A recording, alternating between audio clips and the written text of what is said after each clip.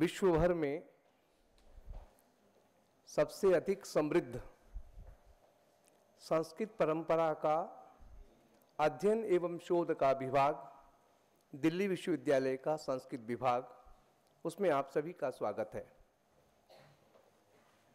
कार्यक्रम का प्रारंभ वैदिक मंगलाचरण से। वैदिक मंगलाचरण।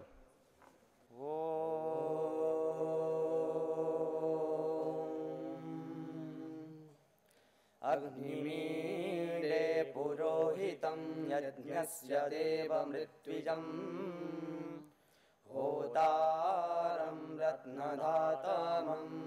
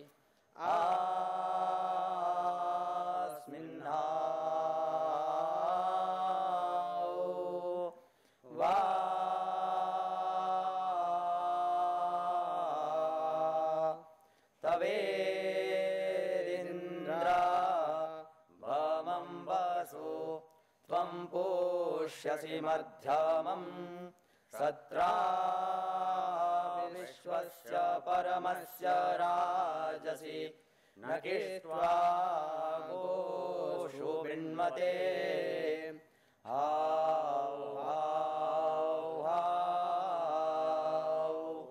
यशो यशो यशो वर्चो वर्चो वर्चो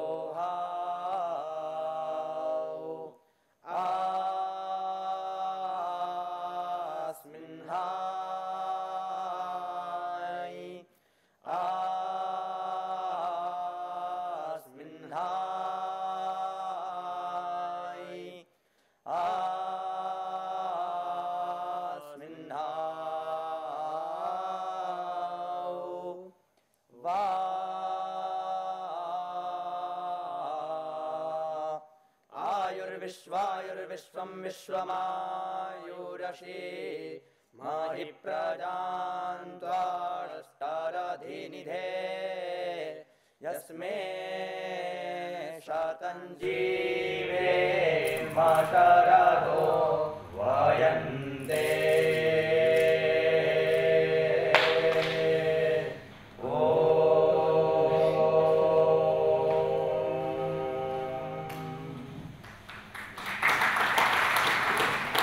जैसा कि आप लोगों को ज्ञात ही है, संस्कृत विभाग के प्रथम प्रोफेसर अध्यक्ष प्रोफेसर नरेंद्र नाथ चौधरी की स्मृति में उनके परिवार द्वारा स्थापित यह स्मारक व्याख्यानमाला पिछले 13 वर्षों से विभाग में संचालित है।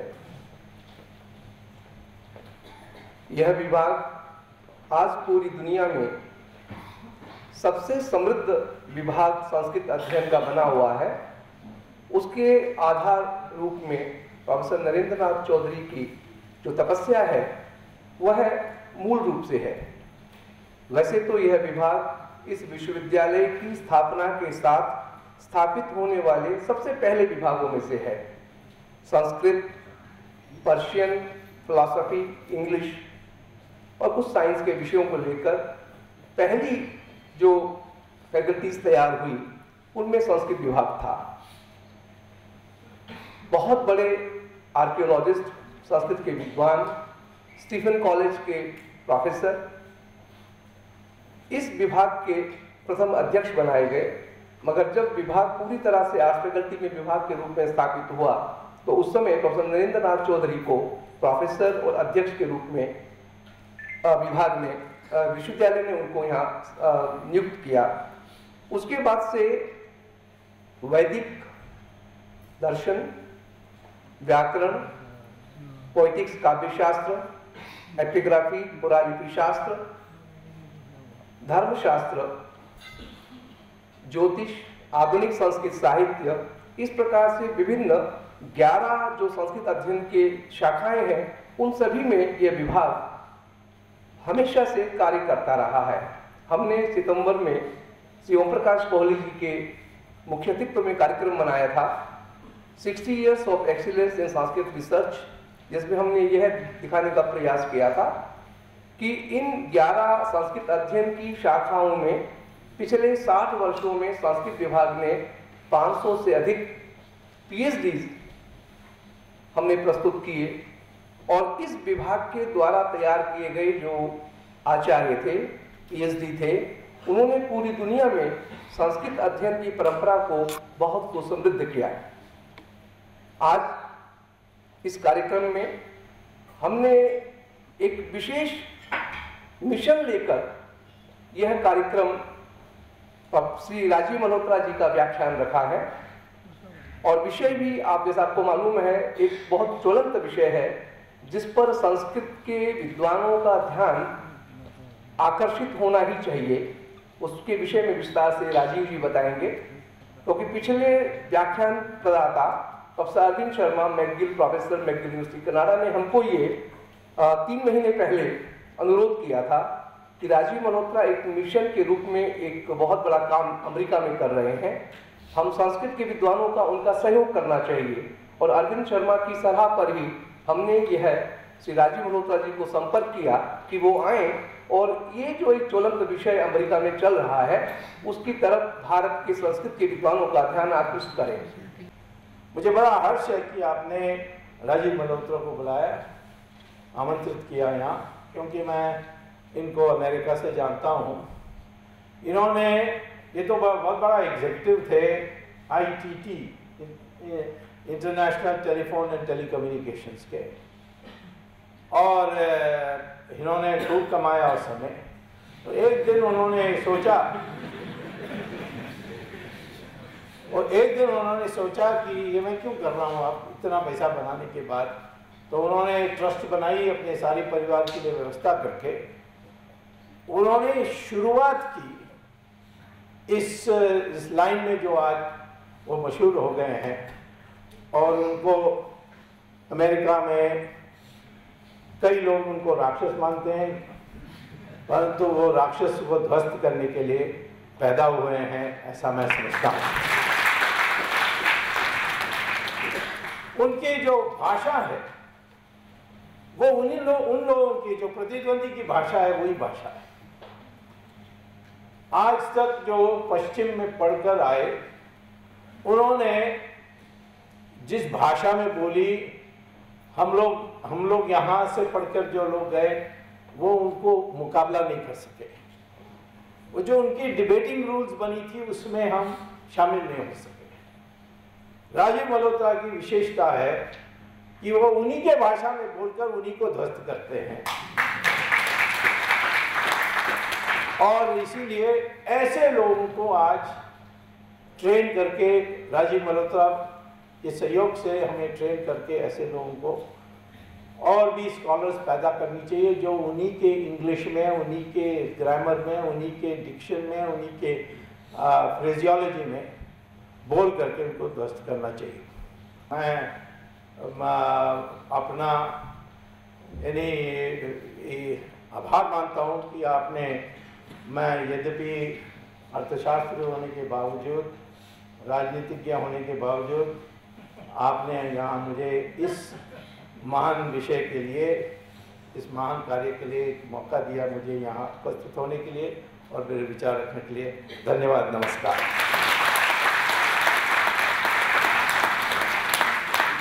राजीव मल्होत्रा जैसे स्वामी जी ने कहा, प्लीज ये फॉर्मल मत हुईगा उनके लेक्चर में कि राजीव मल्होत्रा वो आग है जो लेक्चर नहीं देती है, वो डिबेट करती है, डिस्कशन चाहती है।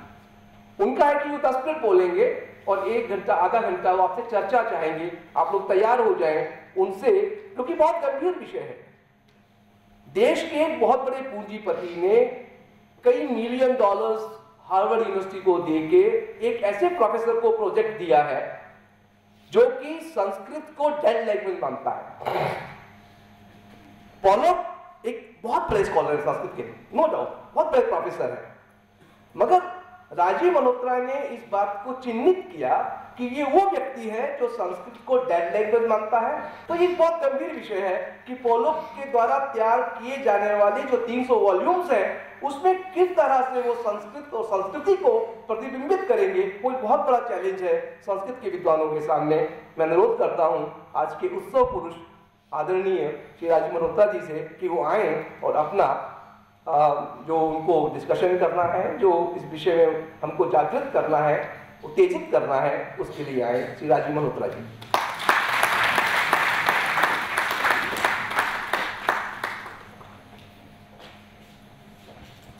प्रोफेसर भारद्वाज, धन्यवाद कि आपने ये फंक्शन ऑर्गेनाइज किया।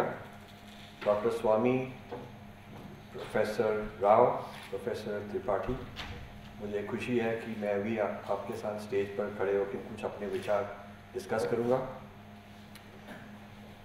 ये जो सब्जेक्ट है ये बहुत बड़ा सब्जेक्ट है, तो इसके ऊपर हम पुस्तक लिख रहे हैं, रिसर्च कर रहे हैं, वो पुस्तक ये समर में निकलेगी, आ जाएगी। तो आज मैं कुछ जो मेन पॉइंट्स हैं वो आपसे डिस्कस करना चाहता हूँ और आपसे फिर क्वेश्चन आंसर करना चाहता हूँ। करीब लास्ट ईयर करीब जून जुलाई में हमको किसी ने ईमेल भेजी कि एक फंड रेजर हो रहा है कोलंबिया यूनिवर्सिटी में। $4 मिलियन तो रेज कर चुके हैं और भी करना चाहते हैं, और बहुत खुशी की बात है कि अब अमेरिकन लोग संस्कृत का कितना शौक है उनको संस्कृत का, कि एक वो चेयर निकालेंगे, एकेडमिक चेयर संस्कृत स्टडीज़ की। उसके जो कमेटी के हेड होंगे वो शेल्डन पॉलक होंगे, और वो जो चेयर है वो आदि शंकरा के नाम पर होगी, श्रृंगेरी मठ आदि शंकरा के नाम पर होगी। और ये जो श्रृंगेरी के शंकराचार्य हैं उन्होंने उसको ब्लेस कर दिया है कि हमारा नाम लगा दीजिए और हम आपको सपोर्ट करेंगे। और काफ़ी पैसा इकट्ठा हो गया और भी इकट्ठा होना चाहिए। और जब ये एक तरह का समझो एक मठ बन जाएगा कोलंबिया में, यहाँ पर संस्कृत के ऊपर विचार किया जाएगा, और इसके बाद 4-5 और भी अमेरिका में मठ बनाए जाएंगे, हर एक के लिए कई $1 मिलियन चाहिए, ऐसे हमको किसी ने कहा। तो हम तो हमेशा इन्वेस्टिगेट करते हैं, लोग जो हमारे हैं वो इन्वेस्टिगेट नहीं करते, वो तो वैसे तालिब जाते हैं और पूजा करनी शुरू कर देते हैं कि भी वाह क्या ये लोग कर रहे हैं तो अच्छी बात होगी। तो हम तो किसी चीज़ को ना अच्छा मानते हैं ना बुरा मानते हैं, पहले उसका पूछताछ करनी चाहिए। जब शेल्डन पॉलक का नाम आया तो फिर हमारे एंटेनास बिल्कुल अप हो गए कि ये शेल्डन पॉलक को तो हम जानते हैं, क्योंकि 2005 में एक बैंकॉक में वर्ल्ड संस्कृत कांग्रेस हुई थी और वहाँ पर हमने कीनोट एड्रेस दिया था, वो ऑनलाइन अवेलेबल है। कीनोट एड्रेस का टॉपिक है geopolitics and Sanskrit phobia. Phobia मतलब जिन लोगों के संस्कृत से दुश्मनी है या प्रॉब्लम समझते हैं कि ये संस्कृत बड़ी ऑप्रेसिव लैंग्वेज है, इसके साथ दलित को और विमेन को और मुस्लिम्स को अगेंस्ट किया जाता है, उनके अगेंस्ट अत्याचार होता है, उसको संस्कृत फोबिया कहते हैं। तो हमने ये हमारा टॉपिक था, और ये टॉपिक जो था ये वहाँ पर जो प्रोसीडिंग्स निकली, जो एक जर्नल निकला, उसका सबसे पहला फर्स्ट पब्लिश आर्टिकल यही था, और हमने ओपनिंग डे कीनोट एड्रेस ये किया, और उसी में हमने शेल्डन पॉलक का और कई औरों का नाम भी बताया कि लोगों ने क्या क्या कुछ लिखा हुआ है। और ये एक तरह की सिविलाइजेशनल कॉन्फ्लिक्ट हो रहा है, एक संस्कृत सिविलाइजेशन जो है जिसको हम भारतीय संस्कृति कहते हैं, उसके अगेंस्ट क्या क्या सिविलाइजेशंस हैं और उनका क्या आपस में इनकाउंटर हो रहा है, इसके बारे में हमने पेपर लिखाया था। तो जब शेल्डन पॉलक का नाम आया तो हमको काफ़ी इंटरेस्ट हो गया। तो हमने जाके उस जो हमारा दोस्त था जिसने ईमेल भेजी थी, हमने उसको कहा कि पहले तो आपको इन्वेस्टिगेट करना चाहिए ये फंड रेजिंग के पहले। तो उसने कहा कि नहीं इन्वेस्टिगेट की ज़रूरत नहीं, क्योंकि ये लोग बहुत अच्छी तरह से कोलंबिया को जानते हैं और शेल्डन पॉलक बहुत अच्छा माना हुआ आदमी है, फेमस है, अखबारों में नाम है, उसको पद्मश्री मिला है, ये वो सब कुछ मिला है। तो हमने कहा इसका मतलब वो और भी हमारे लिए ज़्यादा इम्पोर्टेंट टारगेट है, क्योंकि इतना फेमस है तो और भी इम्पोर्टेंट बात है। तो हमने फिर जिन लोगों ने ये फंड रेजिंग किया था वो काफ़ी बड़े वहाँ पर बिजनेसमैन हैं, इंडस्ट्रियलिस्ट हैं, उनके पास बहुत पैसा है और उनको कोलंबिया यूनिवर्सिटी में रिलेशनशिप करने के लिए फ़ायदा भी बहुत होगा, क्योंकि वो कहीं वो किसी बोर्ड में एडवाइज़र बन जाएंगे, कंसल्टेंट बन जाएंगे, फिर उनको अपने प्रोफेशन में, बिजनेस में फ़ायदा भी होता है। ये एक बड़ी हाई लेवल की नेटवर्किंग बन गई है आजकल। ये यूनिवर्सिटीज़, अमेरिकन यूनिवर्सिटीज़ जो फंड रेजिंग कर रही हैं एशियंस के साथ, क्योंकि उनके अपने फंड्स कम हो गए हैं, तो उन्होंने टारगेट किया है चाइनीज़, जापानीज़ और इंडियन इंडस्ट्रियलिस्ट को टारगेट करो, उनसे पैसे लो और उनको उसके एक्सचेंज में कुछ दो, फ़ायदा उनको मिले।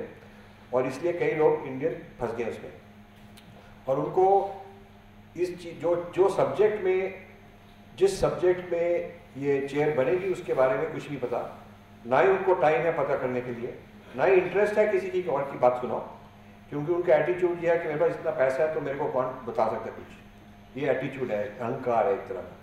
तो मैंने जब उनसे बात की तो उन्होंने कहा कि नहीं, ये जो चेयर है तो हो चुकी है, अभी बस 2-4 हफ्तों में अनाउंस हो जाएगी, बहुत धूमधाम से अनाउंस हो जाएगी, लेकिन शंकराचार्य ने एक बार ब्लेसिंग दे दी तो वो चेंज नहीं हो सकता।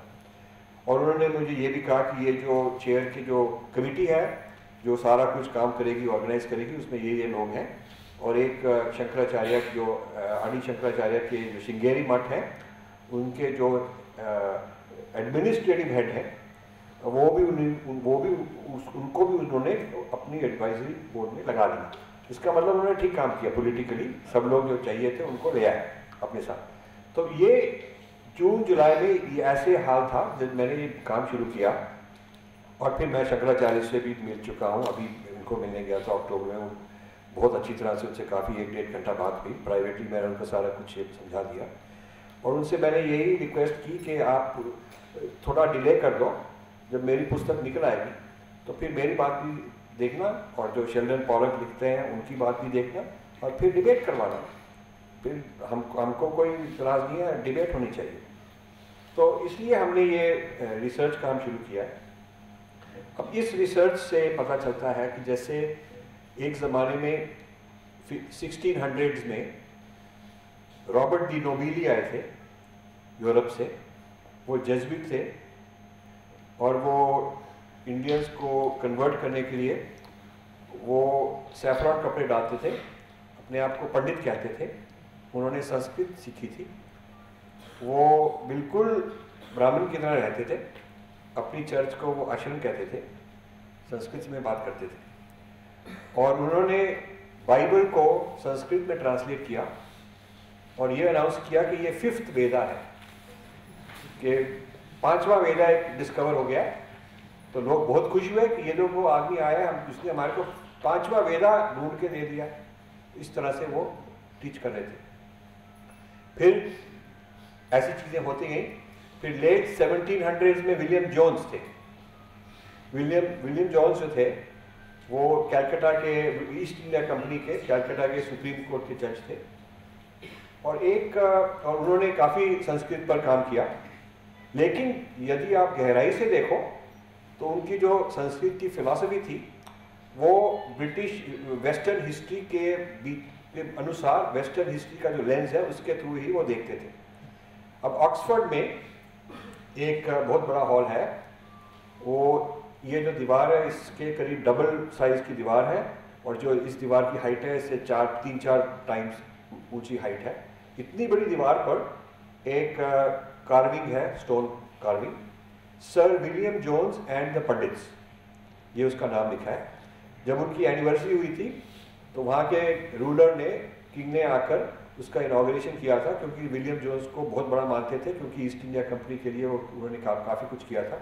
तो वहाँ वो जो कार्विंग है उस पर विलियम जोन्स जैसे कोई थ्रोन होती है, कोई ऊँची चेयर होती है, वहाँ बैठे हैं और कोई लिख रहे हैं पुस्तक में और नीचे देख रहे हैं, और ज़मीन पर 3-4 पंडित बैठे हैं, ऐसे ऐसे देख रहे हैं जैसे कि उनको कोई नशा है या कुछ, मतलब समझ नहीं आ रही क्या बात है।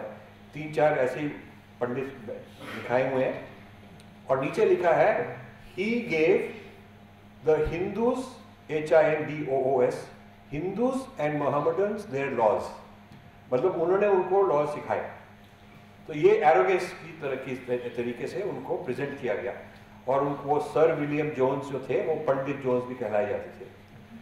और कई हमको, हमारी फाउंडेशन को कई लोगों ने जो ग्रांट के लिए एप्लीकेशन भेजते थे पिछले 10-15 सालों में, दे यूज्ड टू से कि we are very thankful that sir William Jones discovered Sanskrit.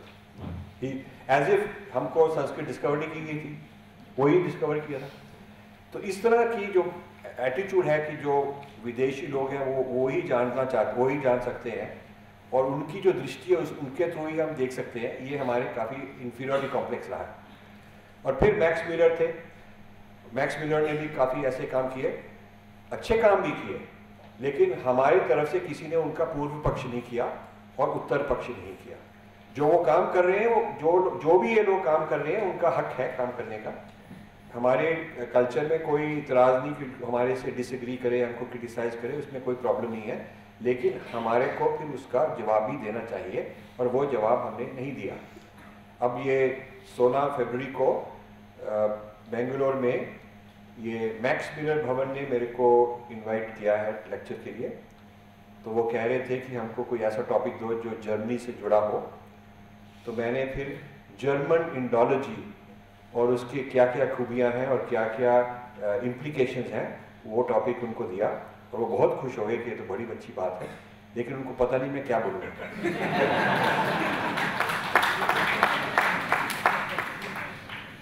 अब देखिए, संस्कृत के कई रूप हैं। अब ये मैं आपको एक बहुत इंपॉर्टेंट बात है। एक तो संस्कृत है स्पोकन लैंग्वेज, कि हमको चाय चाहिए, रेलवे टिकट चाहिए, ऑर्डिनरी व्यवहारिक संस्कृत हो गई।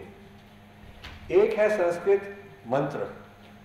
मंत्र भी एक तो यज्ञ का मंत्र है, एक है मेडिटेशन का मंत्र जो तंत्र में यूज होता है। जो वाक है, वाक के एक्सटर्नल, इंटरनल, वैखरी, मध्यम, पश्यंती, परा, ये जो संस्कृत में वाइब्रेशंस हैं। संस्कृत एक भाषा सिर्फ कम्युनिकेशन करने के लिए नहीं है, ये आध्यात्मिक भी वाइब्रेशन की भाषा है। इस तरह आप देखें, 6-7 मेरी पुस्तक में मैंने एक्सप्लेन किया है, 6-7 तरह के इसके तरह से आप संस्कृत के साथ आपका रिलेशनशिप हो सकता है। तो कई लोग ऐसे हैं जिनको यज्ञ के बारे में संस्कृत आती है, पर वो बोल नहीं सकते। कई बोल सकते हैं, लेकिन उनको मंत्र के बारे में नहीं पता। तो हर एक के अलग अलग एप्लीकेशन हैं संस्कृत के, सब ठीक है। अब ये कंप्यूटेशनल लिंग्विस्टिक्स में आजकल संस्कृत नेचुरल लैंग्वेज ट्रांसलेशन में काम आती है, तो वो भी एक एप्लीकेशन है।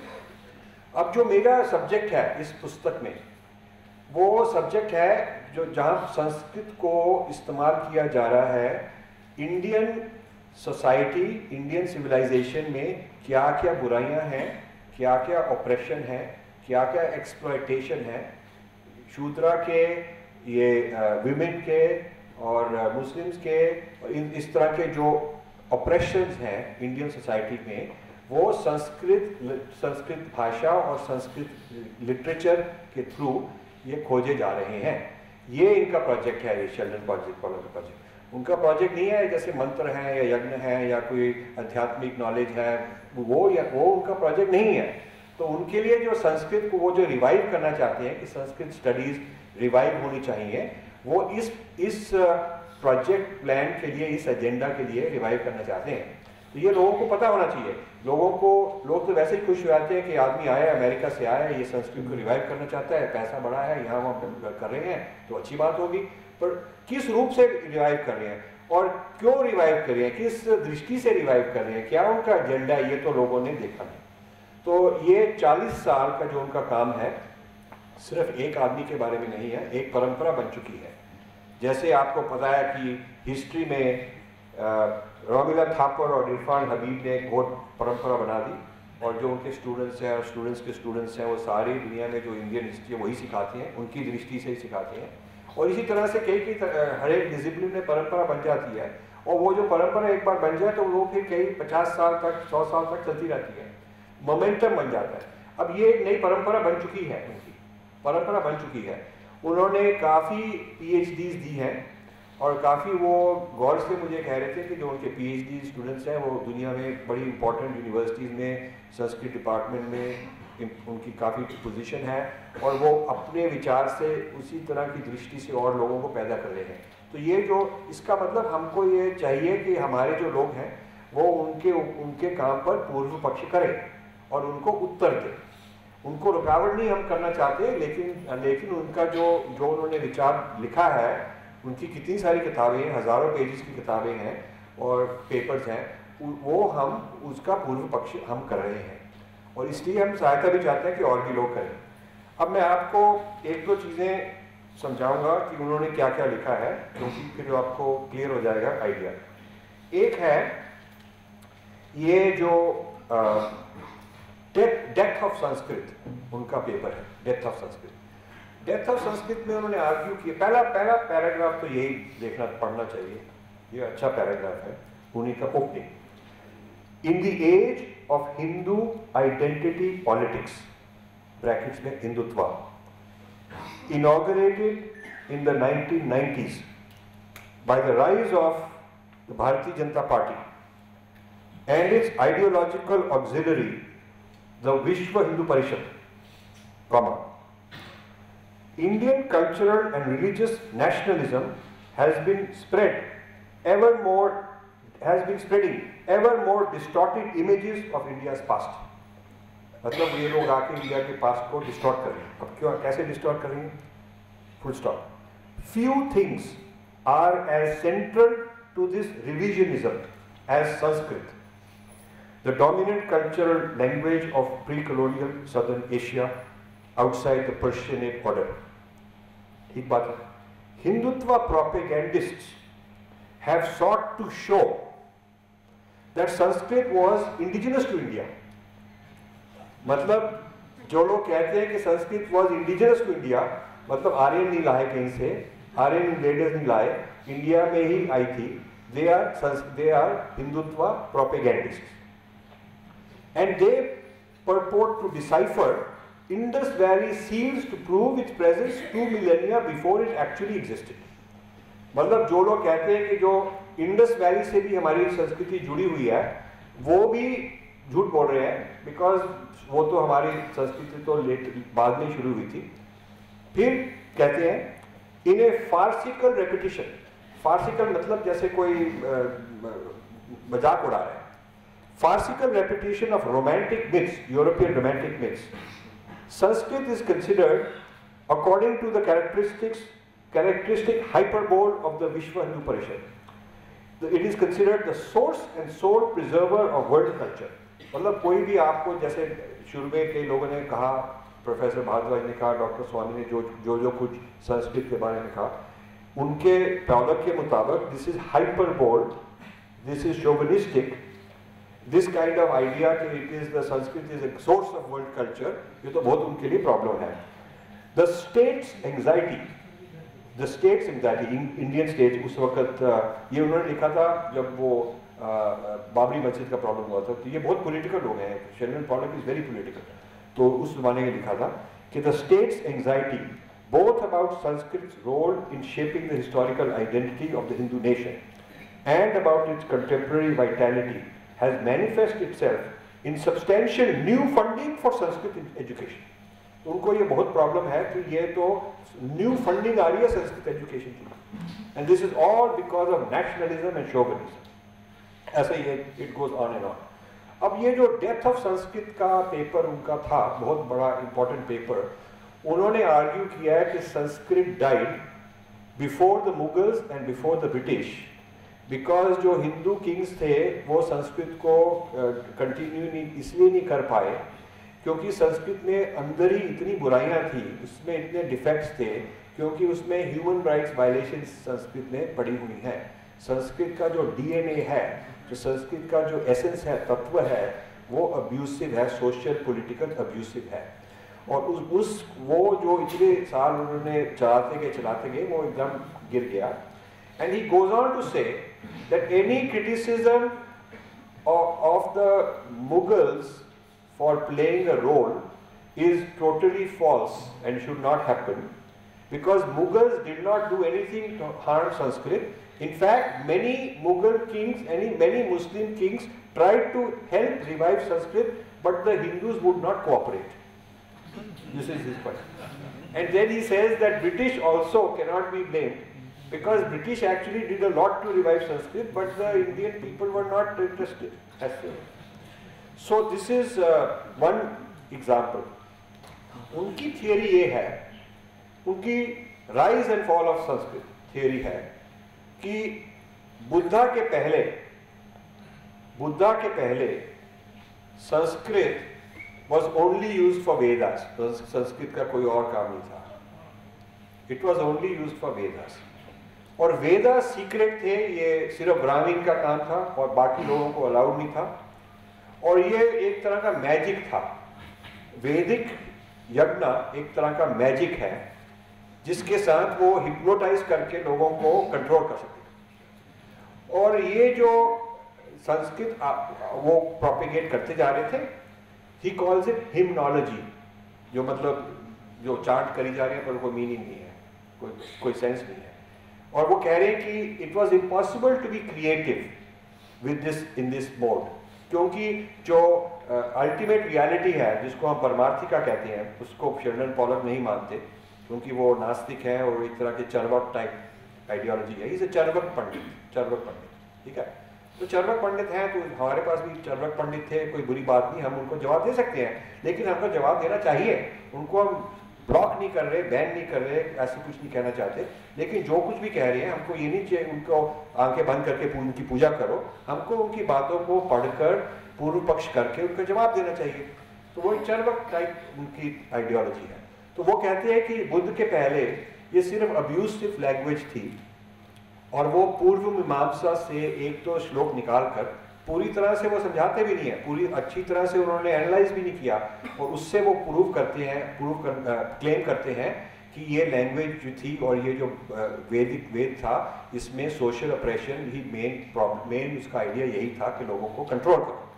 और फिर जब बुद्ध आए, उन्होंने ये नई चीज शुरू की कि वेद की जरूरत नहीं, ब्राह्मण की जरूरत नहीं, यज्ञ की जरूरत नहीं, हर इंसान अपने आप ही आगे जा सकता है। ये उन्होंने बुद्ध ने निकाला। और फिर राइटिंग बुद्धिस्ट ने निकाली ब्राह्मी स्क्रिप्ट, और ब्राह्मी स्क्रिप्ट आई, और फिर जो फॉरेन कुषाण और शाखा किंग्स थे उन्होंने आके काफ़ी अपने कोर्ट्स में फंडिंग दी कि ये रिटन काव्य शुरू किया जाए। और शेल्डन पॉलक के मुताबिक फर्स्ट काव्य वाज जटका टेल्स, जो बुद्धिस्ट में फर्स्ट काव्य। एंड देन ब्राह्मण्स डिसाइडेड, कह रहे हम तो रह गए पीछे, हमको कोई फंडिंग नहीं मिलती क्योंकि हम तो ओरल ट्रेडिशन में है और ये फंडिंग मिल रही है रिटर्न में, तो हमको भी रिटर्न करना चाहिए। तो उन्होंने कॉपी करके, बुद्धिस्ट को कॉपी करके उन्होंने भी राइटिंग शुरू कर दी, और ताकि उनको भी फंडिंग मिल सके। और उनका मेन काव्य was Ramayana. So he says Ramayana literature starts in the 1st century after Christ.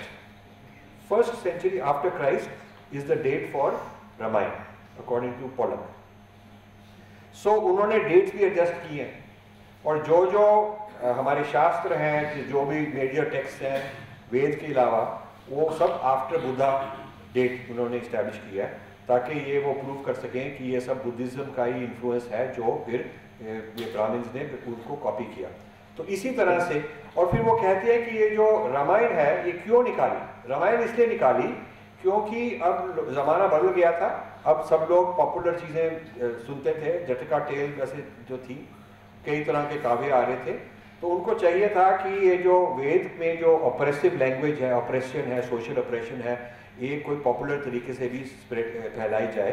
तो रामायण निकाली गई थी इसीलिए। Ramayana is also a doctrine for social operation, ये उनकी थियरी है। 10 साल उन्होंने रामायण पर काम किया है, 10 years। Critical edition of Ramayana which is taught in the western world, जो सब लोग उसको कोट करते हैं, तो क्रिटिकल एडिशन में उन्होंने कहा है कि रामायण में main idea is divine king versus demonic foreign enemy. Divine king is Ram, foreign enemy is Ravan, वो डिमोनिक है। डिवाइन किंग को उन्होंने कहा राज धर्म राजधर्म में there are no rules, divine king can do anything, which is not true, that is not the case. He says कि धर्मशास्त्र और अर्थशास्त्र जो है वो अप्लाई नहीं करते राज को, राज जो डिवाइन किंग है, because he is divine, he is God, तो वो तो कुछ भी कर सकता है, उसको तो यार no limits, he can do anything he wants blindly, people have to follow blindly. और जो डिमोनिक अदर है, म्लेच्छा है या कोई भी राक्षस है, अदर है, वो इसलिए निकाला गया कि जो भी किंग का एनिमी है वो उसको मारने के लिए लोगों को कहे कि ये डिमोनिक है, ये डिमोनिक है, इसको मारना है।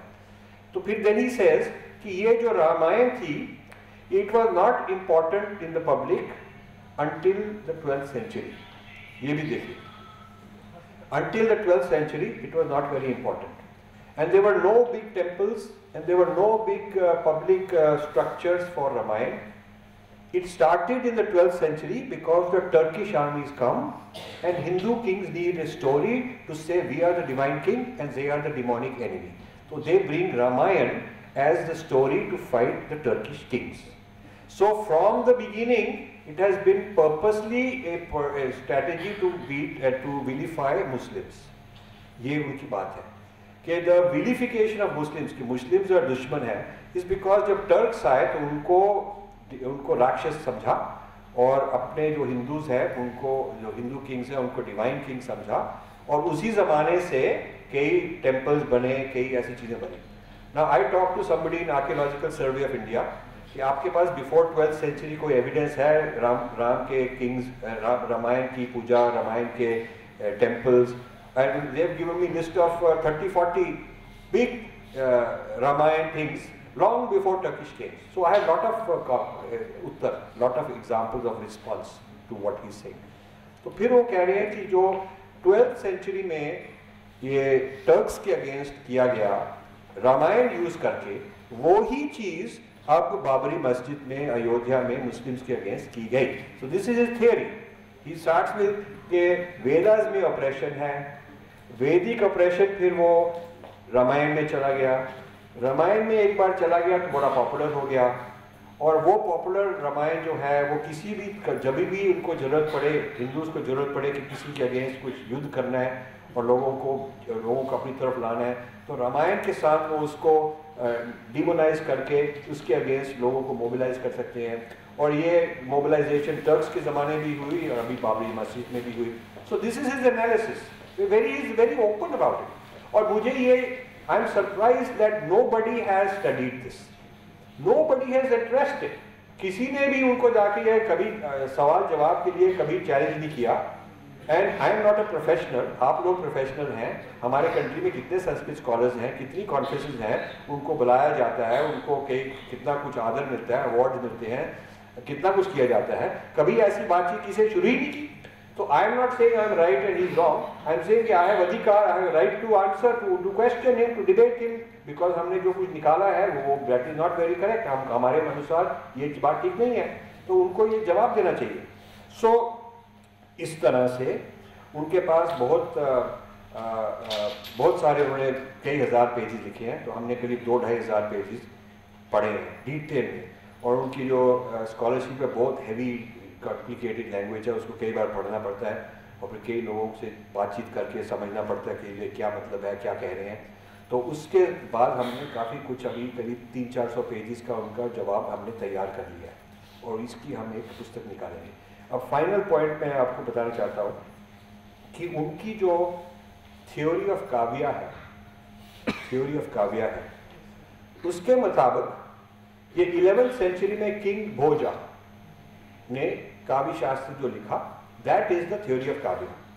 जो पहले उसके इतना कुछ लिखा गया, नाट्य शास्त्र, कितने कुछ लोगों ने काव्य लिखे, काव्य शास्त्र लिखे, ही एक्नॉलेजेस, थोड़ा थोड़ा उनका नाम दे देते हैं पर कहते हैं कि वो इम्पोर्टेंट नहीं थे। किंग भोजा की काव्य शास्त्र इसलिए इम्पोर्टेंट है कि वो पॉलिटिकल मैसेज है, और ये सारी संस्कृत टेक्स्ट को पॉलिटिकल तरीके से देखना चाहते हैं, because he is a Marxist. He wants to show कि ये सोशल पॉलिटिकल ऑपरेशन की बात है, सारा कुछ संस्कृत का, और संस्कृत के जो टेक्स्ट हैं they are all for social political operation. उसके लिए जो उनको काव्य शास्त्र काम का आया वो है किंग भोज ने जो लिखा। ठीक है। अब उसमें किंग भोज का जो काव्य शास्त्र है और जो पॉलक के अनुसार जो काव्य शास्त्र है उसमें रसा नहीं है, देयर इज नो रसा part of it. It is only प्रशस्ति कि किंग की पूजा, किंग की प्रेज हो रही है, किंग ने ये ऑर्डर दिया, तो ये it is all about power, कि जो किंग है उसकी पावर है, जो लोगों को डंडे के साथ वो कर रहा है, कंट्रोल कर रहा है, और इट इज नॉट काव्य as a way to reach divine, कोई उसमें रस, ऐसा रस नहीं है।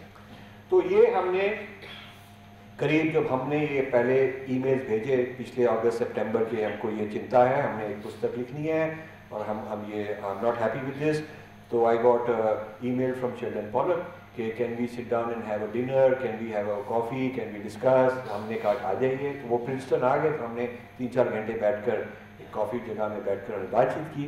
तो हमने उनको ये सब कुछ बताया कि देखिए ये तो आपने तो रस निकाल दिया काव्य शास्त्र से, तो ये क्या बात हुई।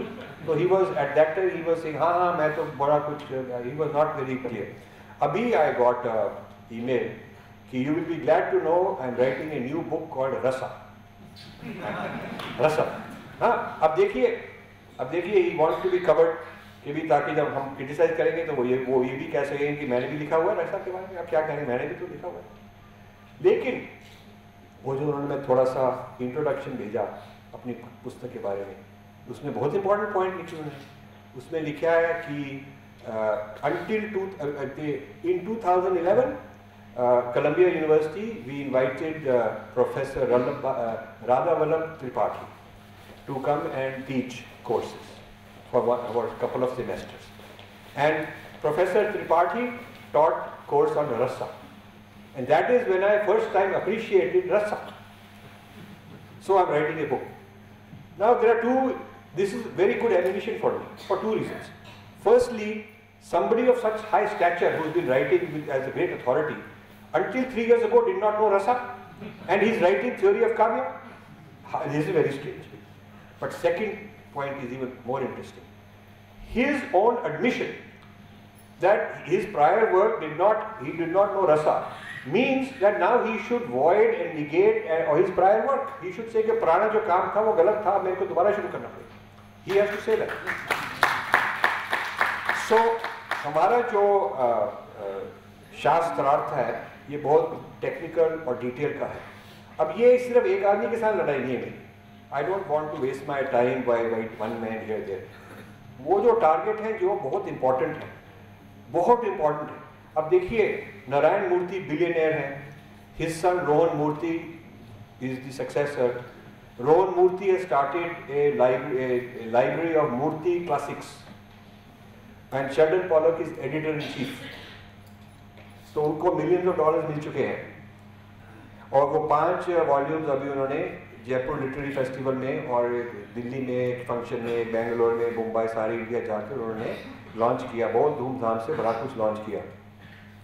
अब आप लोगों को देखना चाहिए कि उसमें क्या क्वालिटी ट्रांसलेशन है, किस विचार की ट्रांसलेशन है, ये आर्यन थियरीज हैं, उसमें ये सोशल ऑपरेशन के बारे में है, क्या क्या चीज़ें हैं, ये आपको देखना चाहिए. उनका गोल है 500 वॉल्यूम्स. आपका अगर उनके पास पैसा तो वो करवा सकते हैं.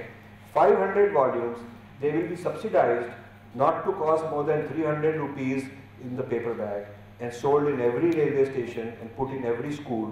So within 10 years लोगों की brain washing हो जाएगी. So this is a very big thing. ये छोटी मोटी बात नहीं है. Government has given them Padma Shri, the previous Sonia Gandhi government, because उनके जो students हैं इंडिया में वो काफ़ी बैठे हुए हैं, काफ़ी उनकी power है, तो वो influence करवा सकते हैं. बिलियनियर्स इंडिया उनको फंडिंग दे रही है. अब Sringeri Math is almost ready to back him. और क्या रह गया? It's like a complete take over. It is like another colonisation. It is the recolonisation of India. It is not तो उसमें जो भी हमारे पास आए, कुछ भी हमारे को ऑफर करे, we should not be very happy कि हमारे को ये प्रेस कर रहा है. We should always hire some experts and say कि please go and find out, इनका पूर्व पक्ष करो, इनकी पूछताछ करो, हमको रिपोर्ट दो कि ये क्या कह रहे हैं, क्या ठीक है, क्या गलत है. नाउ हमने ऑफर किया है, ट्विटर पर भी किया है, फेसबुक पर भी किया है, ईमेल्स में भी, भाषण में भी किया है, दैट ये जितने भी लोग उनको फंडिंग दे रहे हैं, इंस्टेड ऑफ बीइंग एंग्री कि मैं ये ऐसी बातें कर रहा हूँ, let's have a debate. I want to ask him about Kavya, and Ras theory. I want to ask him history of Sanskrit, whether Buddhists are the ones who started Sanskrit literature. According to him, Sanskrit literature starts because of the impact of Buddhism. Otherwise, there is no Sanskrit literature. So ये जो चीज़ें वो कह रहे हैं और इसके मुताबिक जो उन्होंने अपनी theory, Marxist theory of social operation, ये बहुत डेंजरस चीज़ है. उन्होंने कोलंबिया यूनिवर्सिटी में एक Ambedkar centre for Sanskrit studies खोला है. आइडिया तो अच्छा है कि Dalit should also study Sanskrit. ठीक है, I like it. I want Dalit to study Sanskrit, but I don't want it divisive कि उनको ऐसी संस्कृत सिखाई जाओ कि तुम्हारे अगेंस्ट किया गया था, उनको सिखाकर इंडिया वापस भेजो ताकि वो लोग भाषण में सारा जाके. ठीक है, अब उन्होंने इस तरह के लोग काफ़ी पैदा किए हुए हैं और भी उनके पास फंडिंग है और भी ऐसे लोगों को पैदा करना चाहते हैं. तो it is he is very clear that his mission is political. In fact he says he is scolding Indologists. Indologist को स्कोल्ड करते हैं कि आप लोग you are just romanticising this language. वो तो जो पहले का ऑपरेशन पड़ा है वो तो उसको आप रोमांटिसाइज कर रहे हो. आपको ये नहीं पता कि ये जो उनके नाटक है, ये जो उनकी पोइट्री है, इसके अंदर ऑपरेशन है, सोशल ऑपरेशन है. Man oppressing women, upper caste oppressing lower caste, Hindus oppressing Muslim, ये सारी बातें उनके लिखी हुई हैं टेक्स्ट में. तो वो आपको निकालनी चाहिए. And he makes it very clear that the agenda of scholarship in Sanskrit should be political Kavya. He calls it political Kavya. और जो फिलोलॉजी जो है फील्ड यूरोप में, where you use language to figure out कि इसका डीपर मीनिंग क्या है, इंटेंशन क्या है इसमें. So he has something called political philology. वो उनका फ्रेज है. He wants to use political philology to study Sanskrit. मतलब इसमें फिलोलॉजी का टेक्निक निकाल कर क्या पॉलिटिकल मैसेज है हर एक टेक्स्ट में, वही पढ़ना चाहिए. मतलब कोई हमको स्पिरिचुअल वैल्यू तो है ही नहीं ना, उनके लिए कोई स्पिरिचुअल वैल्यू नहीं है, कोई आध्यात्मिक वैल्यू नहीं है, कोई परमात्मिक वैल्यू नहीं है, सिर्फ पॉलिटिकल वैल्यू है. तो ये जो पॉलिटिकल फिलोलॉजी उनकी जो स्पेशलिटी है, उसके मुताबिक whole study of Sanskrit is a Marxist study of what is wrong with Indian society. यही बात होगी ना. तो आपको मेरा मैसेज ये है कि आप संस्कृत के विद्वान हैं, आप संस्कृत के स्कॉलर्स हैं, आप हमारी सहायता कीजिए इन प्रोजेक्ट्स में. हमको सहायता चाहिए. हम तो ये चाहते हैं कि इस तरह के हज़ारों लोग हों जो खड़े होकर ऐसे जवाब दे सकें, जो उनके एक एक चैप्टर को पढ़कर, उनको समझकर, जहाँ उन्होंने ठीक लिखा है वो ठीक भी लिखा है. उन्होंने ठीक भी बहुत, उन्होंने मेहनत तो बहुत ही की है. जैसे विलियम जोन्स ने भी बहुत मेहनत की थी, मैक्स वीनर ने भी बहुत मेहनत की थी. वो तो ठीक है, हम उनका रिस्पेक्ट करते हैं. उनको हमने उनको बोल भी दिया है कि you have done lot of hard work, you have done lot of hard work. वो तो ठीक है, पर उसका मोटिव क्या है? और ये भी हम नहीं कहते कि वो मोटिव गलत है, कि पॉलिटिकल मोटिव गलत है. हम ये नहीं कहते. हम कहते हैं कि लोगों को पता होना चाहिए. जो आपको फंडिंग दे रहा है या जो आपको अवार्ड दे रहा है या श्रृंगेरी मठ वालों को, आप सीधा बता दो कि मेरा श्रृंगेरी मठ को, शंकराचार्य जी को आप सीधा बता दो कि मेरा मोटिव, मेरा ऑब्जेक्टिव, मेरा इंटेंशन है कि मैं ये सारे टेक्स्ट को निकाल कर मैं दिखाऊंगा कि कैसे आप लोग अप्रेस कर रहे हो. और फिर जब वो आपको सपोर्ट करना चाहते हो तो ठीक बात है, पर don't cover up, don't be double कि भी काम एक हो रहा है पर लोगों को पब्लिक रिलेशंस की तरह कुछ दूसरी चीज़ बताई जा रही है. अब जैसे ये जो मैं बात आपके साथ शेयर कर रहा हूँ, this is the first public talk where I have discussed this. मैंने अभी तक पब्लिकली नहीं कहा क्योंकि मैं चाहता हूँ कि मेरी पुस्तक निकले फिर ये बात शुरू हो, क्योंकि पहले ही ज़्यादा बात शुरू होगी तो वो फिर वो मेरी पुस्तक को भी शायद इंटरफेयर कर देंगे, पता नहीं क्या कर देंगे, क्योंकि उनके पास पावर तो बहुत है ना. सो क्योंकि भारद्वाज जी ने मेरे को इन्वाइट किया तो मैंने कहा कि मैं ये I will give a talk about my next book. तो now I am very happy to take any question answers. धन्यवाद.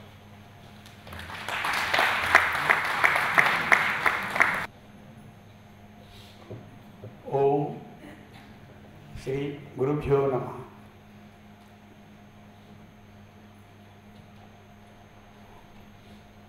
Shri Ramesh Bhardwaj ji, Malhotra ji, Deepti ji, and many scholars who have assembled here of the dais,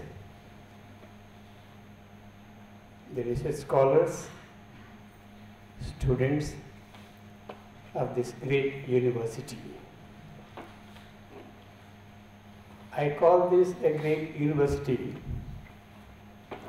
because it is in Delhi. Delhi is our capital city. And in fact, this is the most important center of education in the national capital. It has a great history. I am very happy today in your midst because of two reasons. One, this is a national capital university. Secondly, this has a very historic history in the nation's pursuit, not only on the political lane, but also on the educational plane.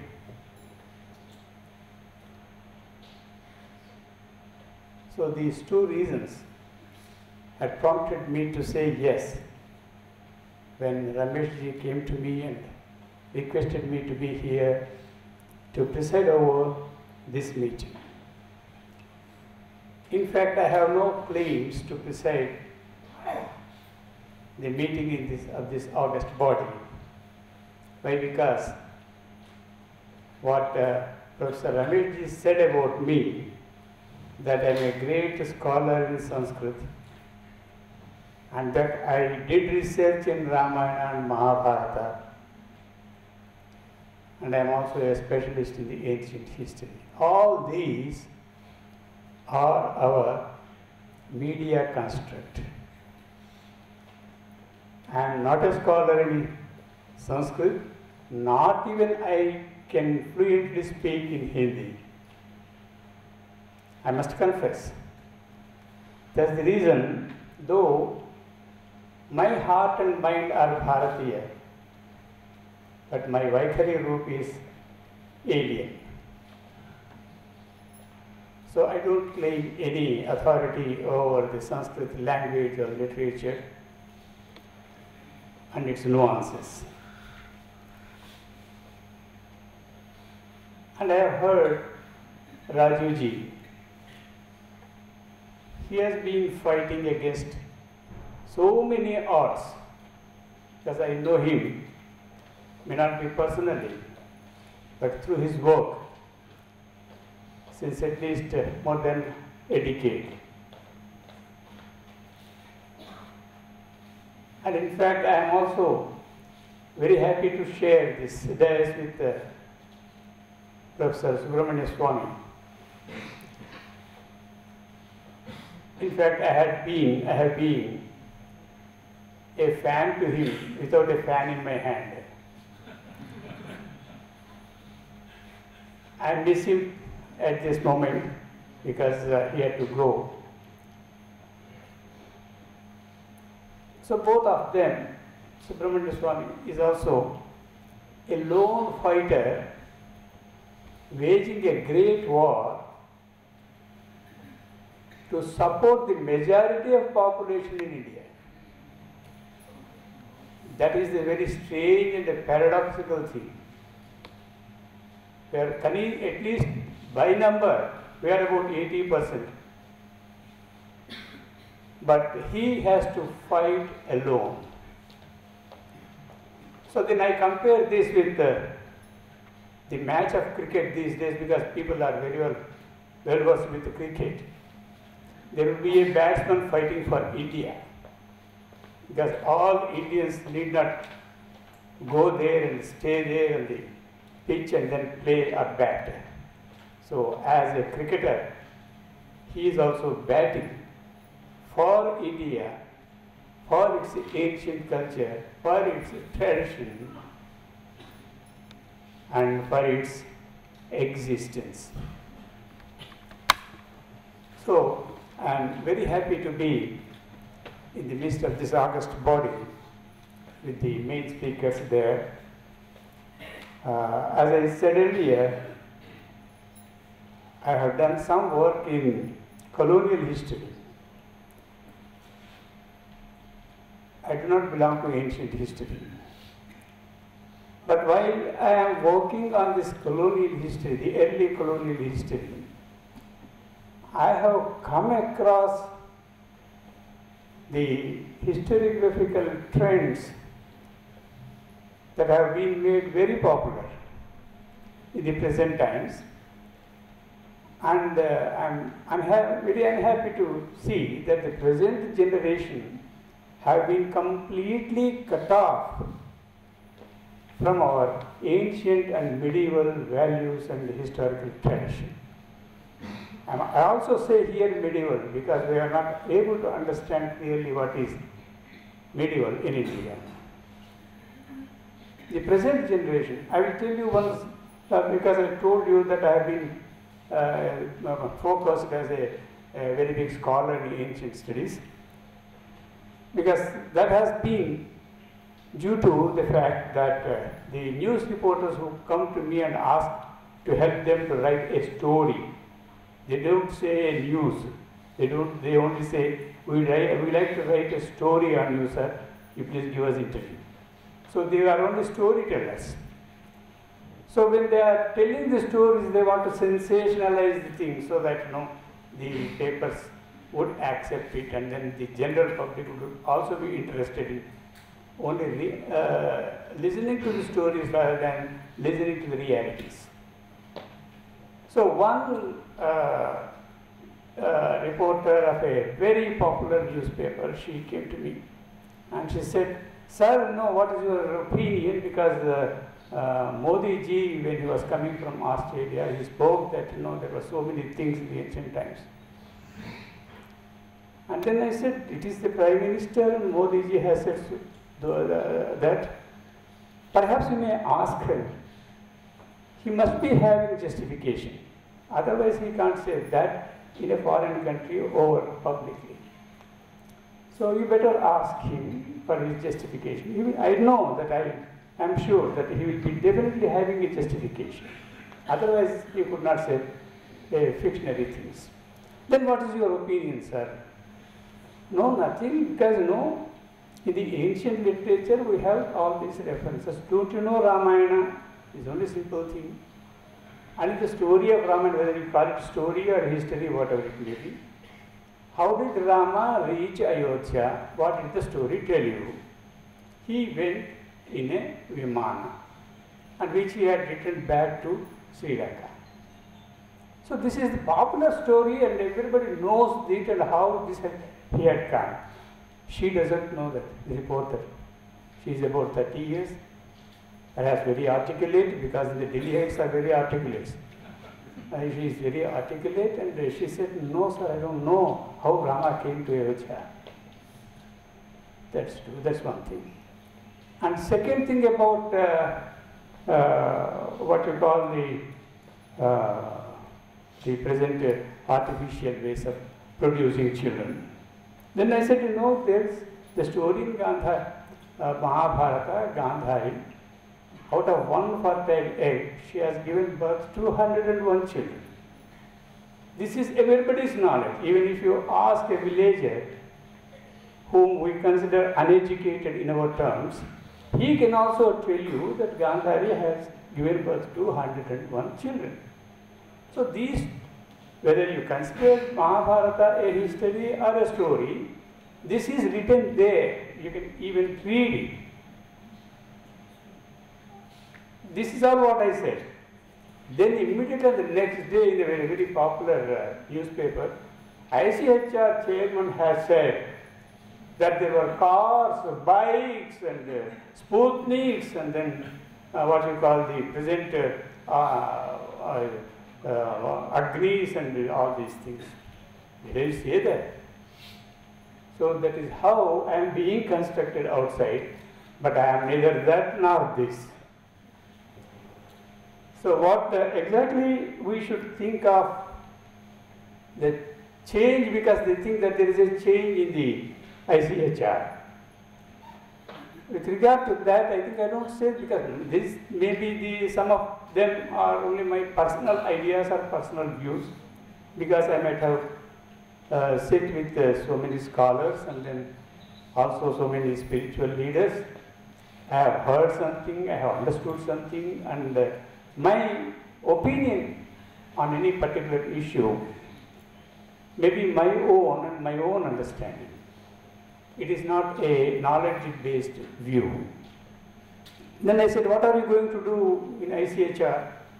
As Professor Bhagwati has said, that we are going to have a project in our department, Sanskrit department, and I think ICHR should help. I say it should help. Because so far, for almost 40 to 50 years, ICHR has not done enough work in the areas of ancient history or medieval history. This I can say after 50 years of its existence. Very little work has been done, and some projects were given in archaeological findings to find some archaeological explorations, but not the serious work has been done.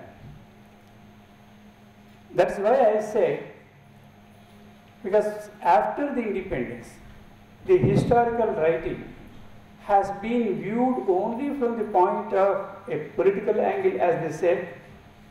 More than political angle, it has started with the economic angle. Even our national historiography has also it was initiated in the late 19th century by Ramesh Chandra Dutt and all that. They have written economic history. There was some positive economic angle which they have brought out in the 19th century and also in the early 20th century, but by the middle 20th century, that has gone into the hands of the Marxist writings. You can take for example, R.P. Dutt's India Today, and that has started a different trend of economic history. And all post-independent historiography is mostly dominated by this particular view or angle. There was one thing, as we say, for 60 years, the same textbook has to be continued for whatever it may be in the history. And in the schools, history is removed. It has become a small part of the social studies. Social studies are only modern studies. They have the life of our history of 200 years or at most maybe 250 years. Before that, these social study disciplines were not there. History as an ancient discipline.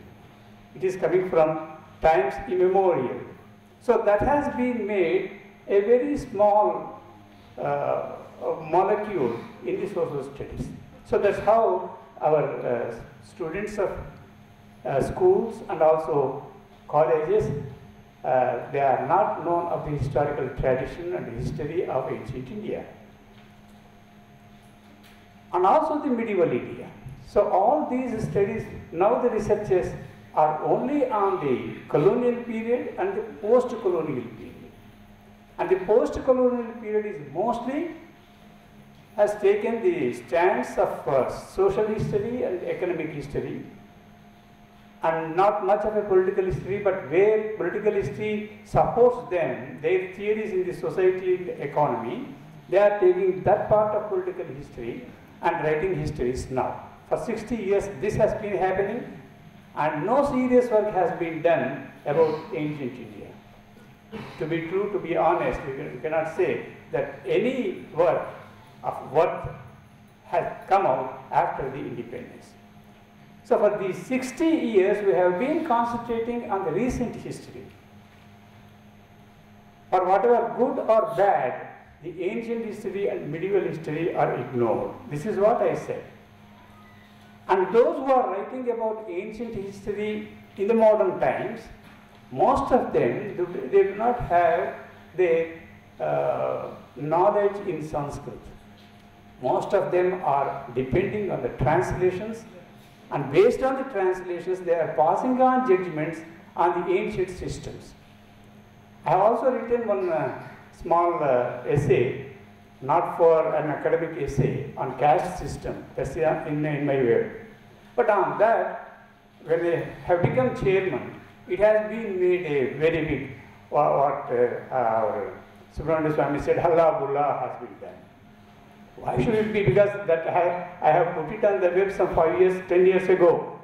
But that has come to light when I became chairman ICHR. So they say that he wants to take us back to the old times and the Vedic times and all. I did not say all these things there. I said any social institution will be initiated, will be practiced and will come into existence only on the demand and the necessity of those times. The democracy has come now because more people are conscious of politics and also administering themselves. So now the democracy can come. You cannot imagine of democracy sometime at 500 BC or some other time. Because these systems, political or social or whatever the systems, human systems, would only come in a course of time when the times demand it. So when at one time there was caste system. Even caste system in its some other form, it is still continuing today. So this caste system was there when it was warranted by those people. It is not our priority, it was the priority of those people, those who considered that it was right and they have practiced. That's what I said. And that caste system, by continuing it in these times, because we have overgrown that system, and now it is leading to casteism, and because of the electoral politics, this casteism has become strengthened. Now, I clearly said there that if you think that there is a community is majority in a particular region, in a particular place, whom are you going to put your candidate? This is very clear. All parties select their candidates belonging to that group or that community there. Why should you do that? By that way, you are strengthening it. So this is what I said. And immediately the discussions have been going on that, he is supporting revivalism. Revivalism is not possible. As our gentleman has already said, that you cannot go back to Vedic times, sit under a tree and do tapasya, because we have so many problems in our mind. Even with all this knowledge, can you sit for 5 minutes absenting your mind? Because though we are, most of our yoga teachers are telling us and we are trying to do, but silencing mind is not possible in the modern times for most of us. So this is everybody's experience. So all those systems, all those times were very popular, very relevant in a particular period of time, but in course of time we have changed, and as we change, we also change our social systems, political systems, and also economic systems. Earlier we used to have a planned economy. Now we think that with the planned economy, to what extent you go? Giving some small amount to education, some small amount to industry, some small amount to something, some small amount to other thing. So in this way, you are trying to open up half-inch wide water pumps in the desert of Thar, here and there. So even if you continue this pouring of small water at small regions in the desert for over 100 years, I think the desert will remain the same and the water is being wasted. So this planned economy, we thought that it was relevant in that particular time. Then of course we had the advantage that we could get the agrarian revolution, we could get the white revolution, we could get the industrial revolution in India. But in course of time, our demands have increased. Now, you cannot take a planned economy, but you have to take the priority economy. What is priority now? So that has to be chosen, that has to be selected. So the systems also change, economic systems change, political systems change, social systems change. This change is natural, you accept that. It's not that we are going back in times, but we should take the knowledge of the previous generations and take lessons from the history and go forward. So with this view, I said that the ancient or medieval answers to the questions of those times, maybe some of them may be relevant today, that would improvise our life in the present times. So this was my idea, and I thought that because as our gentleman has already appealed to you, that it is not our purview, the historian's purview, where they should say that what had happened, because the questions that is being raised with a motive behind, that we are giving so many questions for which what is there in the ancient times, and they are the interpreters of the ancient times. They are giving wrong interpretations and misinterpretations to that. And as a student of history, particularly of a colonial history, I may not be able to answer those questions. So that's why I have come for this purpose, to request you, to appeal to you, because you are the scholars in Sanskrit language. And I also appeal to the other community of medieval times. I think I may be visiting this Delhi University once again in a week's time, then I will address them. But I appeal to all the scholars here of the Sanskrit department. You are really well placed to see what kind of comments are coming from the historians. So you have to answer, you have to show us, because we don't know what is there in Sanskrit. We simply question what you call Purvapaksha not supported by evidence. So that is our problem as a student of history, as a computer science specialist. He may not be able to answer those questions. You have to write, because you have to write, you have to tell, you have to go to the people and say that you have done a wrong selection of the source. You have made a misinterpretation of this particular. Because now modern research is mostly contextual. Mostly it is selective. And the modern historian is only taking what you call very friendly sources from the entire work. Data is very selective. And with the selected data, he is commenting upon the times and also the stories. So this is going on in the modern research. So unless you have considered the whole text together, then you will not be able to comment on that. Taking one or two sentences here and there, as they did in my caste system paper, that should not be, because in the argument side, we will be saying so many things, and when we come to a conclusion, that conclusion is the conclusion of all what I have said above. So that has to be taken, and the modern research, because of these inabilities of the scholars, many things are coming into the currency, and so this is the place where you have to look into, and you have to answer them, and taking your help, your support, I think we may be able to speak something on this occasion. So in the 60 years, what ICHR may do, or I think I should do, that in 60 years, what kind of historical literature has been published has to be prepared about ancient India, what you call a descriptive bibliography, that has to be prepared. And once and for all, I think if possible, with the help of the Sanskrit department, because their project is also there. So about the Aryan problem, this has to be clearly told to the world that these are the things, and how the Aryan race has been a modern construct of the colonial masters. So all these things have to be done, and they have to be done once and for all, and let it be questioned, because in a scientific inquiry, anything can be questioned. Let it be there, but we should be able to give a satisfactory answer to majority of people, not to satisfy one particular scholar or one particular seminar audience, but we should be able to give a comfortable answer, a satisfactory answer to the entire people, so that this kind of rumors should not go with regard to the historical incidents and events. I am thankful to you for inviting me to speak to you a few words of my ignorance, and because I will be delaying your lunch, and lunch in honor of our Malhotra ji. Thank you. Well, first, in the honor of Sri Rajiv Malhotra ji, we had organized one lunch, and we were able to arrange for 300 persons. But now we have more than 450 participants, So some people may get trouble in getting lunch. So I request my students, please first offer this lunch to our guest.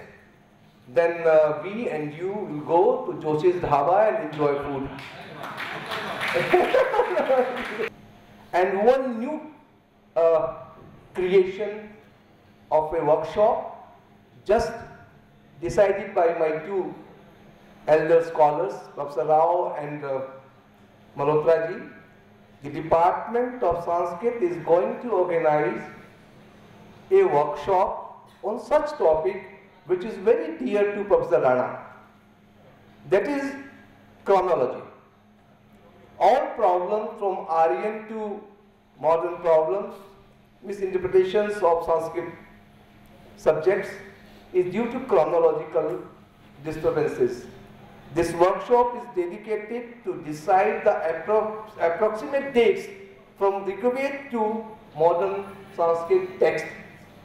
And this workshop will be organized, sponsored by ICHR and Infinity Foundation of Rajiv Malhotra ji, and department will host and organize that workshop, which will be held in the end of the 2015. Because as per the suggestion of Professor Y.S. Rao, we must give 9 months to give birth in the form of an article, not less than 9 months. So within the by the end of this month, we will send the letters to the scholars.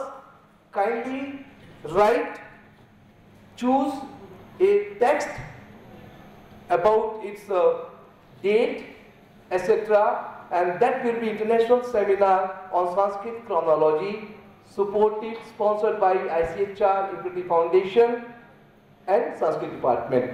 So this is the great output of today's great academic yajna. Thank you very much. Please, yes, I request you to come for lunch.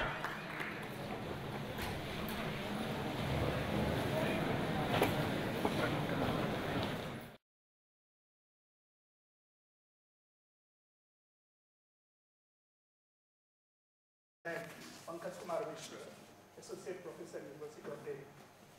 मेरे 3 question हैं। पहला काफ़ी easy है कि इस तरह के जो पब्लिकेशन जो हमें प्रदूषित करने के लिए आ रहे हैं, उसे क्यों ना प्रतिबंधित कर दिया जाए। ठीक उसी तरह जो दूसरा क्वेश्चन मैं कह रहा हूँ, हमारे यहाँ एक प्रवृत्ति रही है कि हमारे जो शास्त्र हैं, हमारे साहित्य हैं, उनको मैक्सिमम ट्रांसलेशन किया जाए। मैं समझता हूँ कि ट्रांसलेशन करना इन्होंने संस्कृत को सबसे ज़्यादा हार्म किया है। मैं एक एग्जाम्पल दे रहा हूँ। होली काउ एक बुक आई थी DN झा जी की, जिसमें कि उन्होंने यज्ञ शब्द का अनुवाद इंग्लिश में सैक्रिफाइस किया है। अब आप यज्ञ को भूल जाएं और कंसंट्रेट करें सैक्रिफाइस को, क्या भयावह अर्थ निकलता है। और उस एक भयावह अर्थ को निकाल करके वो प्रकाशित हुई थी और बाद में उनको बैन कर दिया गया। ठीक है, फिर उसे हटा लिया। और तीसरा जो सबसे प्रमुख क्वेश्चन है, आपने अपने भाषण में कहा था कंप्यूटेशनल लिंग्विस्टिक को लेकर के, ये जो कंप्यूटेशनल लिंग्विस्टिक ये शुरू हुआ है, ये कहाँ तक संस्कृत के विचारों को, संस्कृत के साहित्यों को, संस्कृत के ध्वनियों को प्रिजर्व करने में सक्षम है। कहीं ऐसा तो नहीं कि ये एक उल्टी हवा में ये तीर चलाने का प्रयास है, केवल शब्द को थ्रो करके। Thank you. ये अच्छे प्रश्न है। देखिए, जो कंप्यूटेशनल लिंग्विस्टिक्स है, मेरी भी कंप्यूटर साइंस में बैकग्राउंड है, तो जो हम भी पहले बहुत एक्साइट हो गए कि देखो नासा कंप्यूटेशनल लिंग्विस्टिक्स संस्कृत सिखाएगी और सारी दुनिया में देखो हमारी संस्कृत कितनी अच्छी हो गई है, लाइक दैट। अब रिसेंटली हमने ये एक नया आइडिया निकाला है, जो हमारी रिसर्च है, कि जो हमारी संस्कृति है उसकी जो खूबियाँ हैं ये लोग डाइजेस्ट कर रहे हैं। हमने वर्ड डाइजेस्शन निकाला है कि जैसे आप खाना पीने के जो खा पी कर डाइजेस्ट करते हैं, जो आपको फिट लगता है वो तो अपने अंदर ताकत आ जाती, जो नहीं फिट कर लगता तो वो फेंक देते हैं। तो इस तरह से वो भारतीय संस्कृति को, जो विदेशी संस्कृति है, वो डाइजेस्ट करती आ रही है। अब योग को भी डाइजेस्ट कर रही है, क्रिश्चियन योगा बन रहा है। हाँ, अब इस तरह के कई चीज़ें निकल रही हैं पिछले कई सालों की। अब मैं उसके बारे में पुस्तक लिख रहा हूँ कि मेडिटेशन के लिए, मेडिटेशन से कई साइंटिफिक डिस्कवरीज की जा रही हैं, कॉग्निटिव साइंस, न्यूरो साइंस, कई चीज़ें निकली जा रही हैं। तो लिंग्विस्टिक्स जो है, कंप्यूटेशन लिंग्विस्टिक्स की तो अभी बात बाद में होगी। जो नॉर्मल लिंग्विस्टिक थ्योरी है, यूरोप में 1800s के पहले लिंग्विस्टिक साइंस नहीं थी। संस्कृत आई, संस्कृत उन्होंने पाणिनि की ग्रामर पढ़ी, तो फिर उन्होंने धीरे धीरे जर्मन ग्रामर, इंग्लिश ग्रामर, ये ग्रामर जो यूरोपियन ग्रामर्स हैं और थ्योरी ऑफ लिंग्विस्टिक्स ये संस्कृत से ही निकाली। तो पहले तो उन्होंने 50 साल ये निकालने के लिए खूब सारे संस्कृत स्कॉलर्स पैदा किए, और फिर जब वो काम ख़त्म हो गया तो वो स्कॉलर्स ख़त्म हो गए। अब वहाँ पाणिनि पढ़ने की कोई ज़रूरत नहीं, पिछले 100 साल के लिए पाणिनि पढ़ने की ज़रूरत नहीं, क्योंकि जो निचोड़ के उन्होंने निकालना था वो निकाल लिया। तो ये प्रॉब्लम है जब आपको वो इस्तेमाल करके, आपको यूज़ करके जो उनको फ़ायदे की चीज़ है वो निकाल कर फिर आपको छोड़ देंगे। अब ये रिसेंटली पिछले 15-20 साल से संस्कृत की एक और वैल्यू निकल आई है, वो है कंप्यूटेशनल लिंग्विस्टिक्स। अब वो कंप्यूटेशनल लिंग्विस्टिक्स मतलब कि जो नेचुरल लैंग्वेज है, एक लैंग्वेज से आप दूसरी लैंग्वेज में ट्रांसलेट करना चाहते हैं, तो पाणिनि का जो ग्रामर है उसमें जो पहली लैंग्वेज है उसको रिप्रेजेंट करें पाणिनि ग्रामर में, उसको इंजन कहते हैं, लिंग्विस्टिक इंजन। तो उसमें आप रिप्रेजेंट करें तो फिर दूसरी लैंग्वेज में एकदम ट्रांसलेट हो सकती है। अब ये एक बहुत बड़ी एक multi-billion dollar इंडस्ट्री बनेगी, टेलीकॉम में भी बनेगी, मीडिया में भी बनेगी, कि हम आपको हिंदी में बोल रहे हैं और आपको फ्रेंच में सुनाई देगी, आप फ्रेंच में बोलेंगे मेरे को हिंदी में सुनाई देगी, या मैं पंजाबी में बोल रहा हूँ उसको कोरियन में सुनाई देगी, वो कोरियन में बात करेगा, मेरे को पंजाबी में सुनाई देगी। हम फ़ोन में भी ऐसे बात करेंगे, स्काइप में भी बात करेंगे, और जो टीवी में एक लेक्चर आ रहा है तो वो भी एकदम ट्रांसलेट होगा जो भी आपको भाषण चाहिए। अब इसकी तो बहुत ही एप्लीकेशन होगी। अब इसका फ़ायदा भी होगा क्योंकि जो छोटी छोटी लैंग्वेजेस हैं आजकल उनमें लिटरेचर तो ज़्यादा पैदा नहीं होता, तो उन लोगों को इंग्लिश सीखनी पड़ती है। तो जो स्मॉल लैंग्वेजेस हैं वो रिवाइव हो जाएंगी क्योंकि ऑटोमेटिक ट्रांसलेशन हो जाएगा, तो फ़ायदा भी है। लेकिन प्रॉब्लम ये है कि एक तो जो पाणिनि ग्रामर से उनको फ़ायदा जब एक बार निकल गया, पाणिनि ग्रामर का ख़त्म होगी, they don't need it anymore. जो उससे फ़ायदा होना था निकाल कर उसको फेंक देंगे। This is the history, this is the history. जो डाइजेस्शन है बहुत पहले की चली आ रही है। तो ये डाइजेस्शन जो है, computational linguistic is latest idea of digesting Panini and then throwing Panini out. तो उसमें जो संस्कृत के ऊपर इम्पैक्ट होता है वो नेगेटिव इम्पैक्ट होता है। एक तो संस्कृत में जितने लेटर्स हैं, इंग्लिश के 26 लेटर्स हैं तो उसमें वो डाल नहीं सकते, तो प्रोनाउंसिएशन नहीं ठीक डाल सकते। कई हमारे जो वर्ड्स है जैसे ड़, हाँ, वो ड़ नहीं बोल सकते, वो या ड बोलेंगे या र बोलेंगे। क्योंकि वो नहीं बोल सकते तो इसलिए वो जो नया कंप्यूटेशनल लिंग्विस्टिक्स आता है उसमें ड़ तो होएगा ही नहीं। इसका मतलब जो वेस्टर्न लोग को सूट नहीं करता वो निकाल दिया जाएगा, वो निकाल दिया जाएगा। और वो जो made in USA new kind of idea आएगा, और ये पॉलक की न्यू सोशल थ्योरी निकालेगी, और ये कंप्यूटेशन लिंग्विस्टिक्स वालों के न्यू ग्रामर आएगी। अगले जनरेशन को वही सिखाई जाएगी, इंडिया में भी वही सिखाई जाएगी। वो क्योंकि वो कह रहे हैं, जो कंप्यूटेशन लिंग्विस्टिक्स वाले हैं वो कह रहे हैं कि हमारा जब काम खत्म होगा आपको संस्कृत पढ़ने की जरूरत नहीं पड़ेगी, किसी को भी पढ़ेगी नहीं। आप टाइप करो तो जो भी संस्कृत का निकलना था वो कंप्यूटर अपने आप निकाल के आपको समझा देगा, इंग्लिश में समझा देगा, तो आपको संस्कृत में क्या फ़ायदा।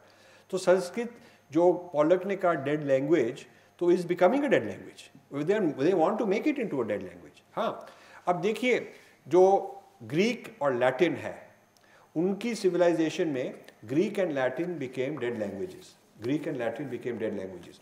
अब यहाँ पर मैं एक उनका कोट है, मैं आपको बताता हूँ अबाउट कि डेड लैंग्वेज का फ़ायदा क्या है। वो कह रहे हैं कि मॉडर्निटी, यूरोप में modernity was born with the death of Latin. हाँ, so same way the death of Sanskrit is good because it will create a modernity, ये बात है। सो जिसको क्लासिकल कहते हैं, ये वर्ड भी डेंजरस है। Classical language is not a living language. Classical language is a language, dead language, जो म्यूजियम में बैठी हुई है, और जो स्कॉलर्स हैं वो जाके उसको, जैसे फॉसिल को आर्कियोलॉजिस्ट फॉसिल को देखते हैं तो वो डेड लैंग्वेज को स्कॉलर्स पढ़ते हैं, using philology, using all these techniques, वो डेड लैंग्वेज को पढ़ते हैं, वो क्लासिक्स कहलाई जाती है। हाँ, जो लिविंग लैंग्वेज है, अब देखिए Arabs don't want Arabic to be taught in the classics department. वो कह रहे हैं इट्स अ लिविंग लैंग्वेज, उनको समझ आए। Persian is a living language. Mandarin old है, ओल्ड जैसे हो, but it is a living language. So if Arabic, Persian, Mandarin are living languages, why not Sanskrit? We should be Hebrew is a, वो Hebrew वाले कहते हैं we are a living language. Living language का सिर्फ ये मतलब नहीं कि आप बोलेंगे, बात करेंगे, तो उसमें नया स्कॉलरशिप निकलेगा, न्यू मैथमेटिक्स थियोरीज, हेल्थ की थियोरीज, साइंस की थियोरीज, विचार ये निकलेंगे, नए नए तंत्र निकलेंगे। सो लिविंग लैंग्वेज मीन्स उसमें नॉलेज प्रोडक्शन होनी चाहिए, काव्य निकलना चाहिए, that is why it's living, not just common usage for talking with each other, पर उसमें जो सीरियस थॉट्स हैं वो भी लिविंग लैंग्वेज में निकलने चाहिए, नए आइडियाज़। सो यदि हम रियली संस्कृत को लिविंग लैंग्वेज करना चाहते हैं तो स्पीकिंग संस्कृत तो बहुत इंपॉर्टेंट है। अभी I will be meeting Sanskrit Bharati, Krishna Shastri ji, I have lot of respect for them, I think they are a great organisation, I want to work together with them कि हम आपस में कैसे कोलैबोरेट करें, वो बहुत अच्छा काम करें, वो एक डिपार्टमेंट है। जो यज्ञ है उसको हमको निकालना नहीं चाहिए, यज्ञ बहुत इंपॉर्टेंट चीज़ है। हमारे जो मेडिटेशन में मंत्र के यूज़ होता है, नाद ब्रह्मन, दैट टाइप ऑफ वाइब्रेशनल, वो बहुत इंपॉर्टेंट है हमको रखना है। लेकिन जो विचार है, जो शास्त्र पैदा करने हैं, इंटेलेक्चुअल नॉलेज है संस्कृत की, उसमें भी हमको we have to produce people जो उसमें भी थियोरीज लिखेंगे, उसमें भी रिसर्च लिखेंगे।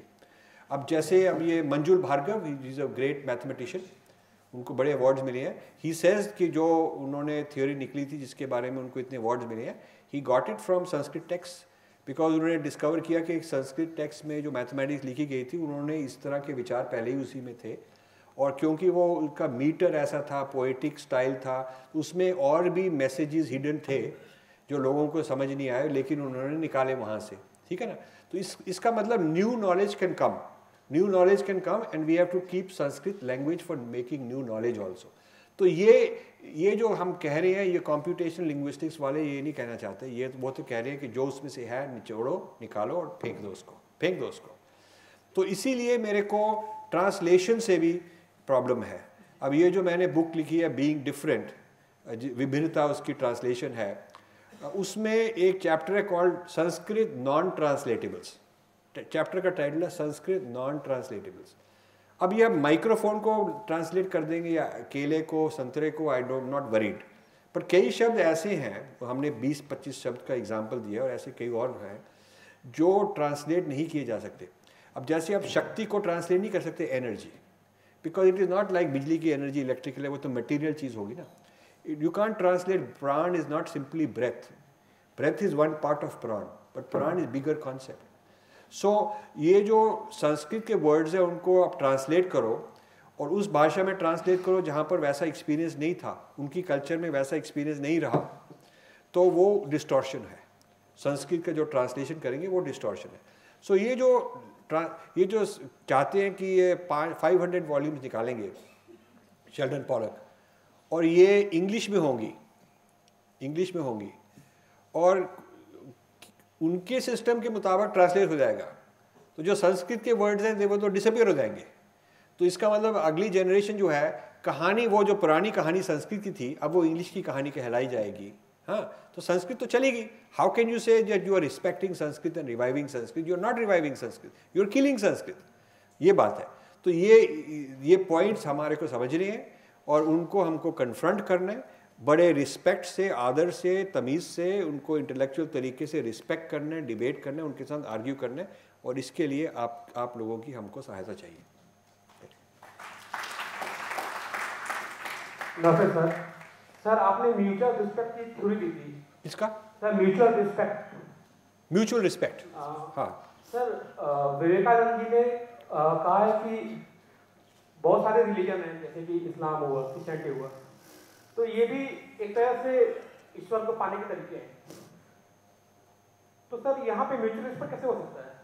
क्योंकि हमने तो पहले ही रिस्पेक्ट दे दिया कि वो भी एक अच्छे मार्ग है, तो ये दो एक कॉन्ट्राडिक्ट हो रहा है मुझे। ओके, इसमें सबसे अच्छा जवाब दलाई लामा ने दिया। जब दलाई लामा को अमेरिका में लोगों ने पूछा, is Jesus the same as Buddha, same message और सेम आइडिया और different path for the same result, तो जो हमारे गुरु हैं वो तो घबरा के वो तो कहते हैं हाँ सब कुछ सेम ही है, क्योंकि उनको ज़्यादा ज्ञान नहीं है। लेकिन मतलब अपने बारे में ज्ञान है, उनके बारे में नहीं पता, पूर्व पक्ष नहीं किया उनका। लेकिन दलाई लामा ने बहुत अच्छा जवाब दिया। दलाई लामा ने कहा, I can tell you about Buddha because I know Buddha, I have experienced Buddha. I cannot tell you about Jesus because I don't have that same experience. So I cannot tell you whether they are the same because I can tell you X, but is X same as Y? I don't know about Y. मेरे को एक चीज़ के बारे में पता है, दूसरी चीज़ के बारे में इतना नहीं पता, मैं उनको सेम नहीं कह सकता।